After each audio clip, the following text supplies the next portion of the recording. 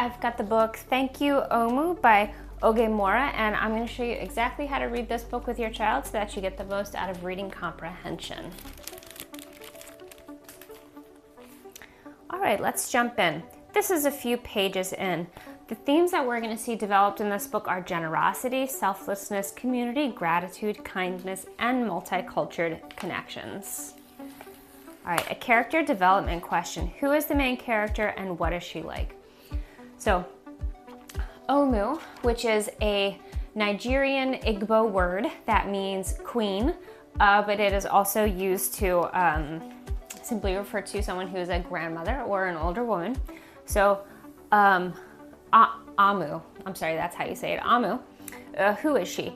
She is an older Nigerian woman living in the United States who holds on deeply to her cultural connections through the food that she makes. She has been simmering on her stove a pot of this red stew all day.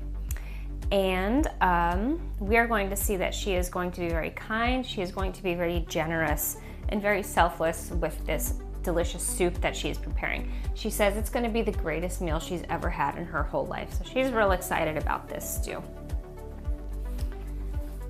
Jumping forward, oh, I forgot, this is where the little boy came in. So already highlighting her generosity, a little boy smelled the stew, knocked on her door and said, hey, your stew smells great. And she offered him some, and he is now enjoying the stew that she made. So the first sign of her kindness, her generosity, and her selflessness, she immediately shared. All right, here's the next question. Jumping forward. All right, this is the page where she is giving the stew to the police officer who knocked on the door. Key idea development. How does Omu react when the people from the community arrive at her door admiring the aroma of her stew? So, while she does sometimes have a concerned look at her face that somebody else is showing up for her stew, she never hesitates to share. When they come in and they say it smells delicious, that sounds great, she's like, of course I'll give you some. So her generosity, her selflessness, and her kindness are immediate. She never hesitates with everybody who comes to her door. And there's a lot of people who come to her door. I think I only dropped one card, so I think, yeah, we're good. All right, jumping forward. This is when, like, literally everybody and the mayor stops by for some stew.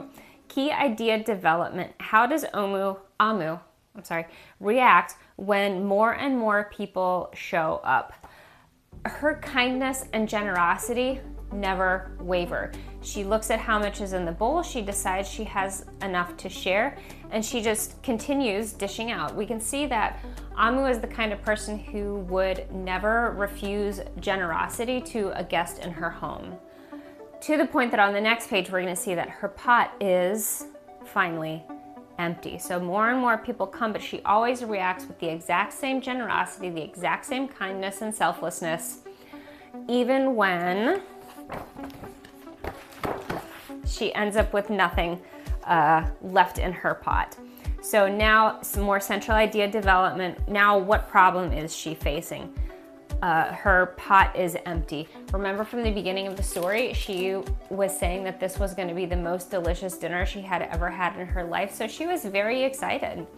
But through her generosity and kindness and selflessness, she never refused anybody who came to her door. But now, at this moment, she has no dinner left for herself. So what is going to happen to her when her generosity and kindness she gave it all? All right, now we're getting to like the real lesson of the story, why it is important to give and give and give.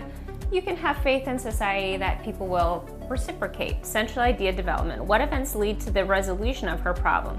All right, the resolution of her problem, that her pot of her best meal she was ever going to have in her life is now empty, is that everyone who she showed kindness to and selflessness and generosity is now reciprocating that and showing gratitude.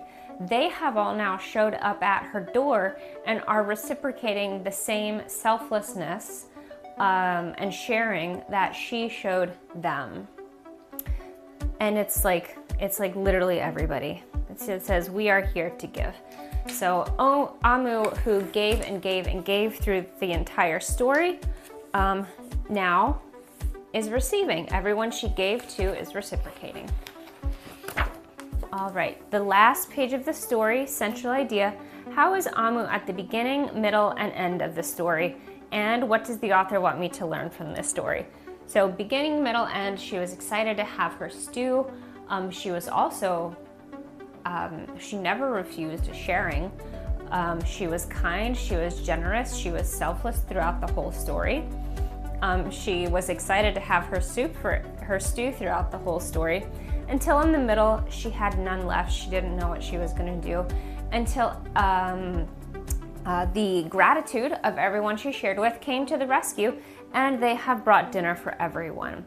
One thing that the author does want us to learn here and see is a multicultural connectedness. If you noticed in the illustrations throughout of all the people who came, you could tell it was a very diverse crowd, a very multicultural crowd.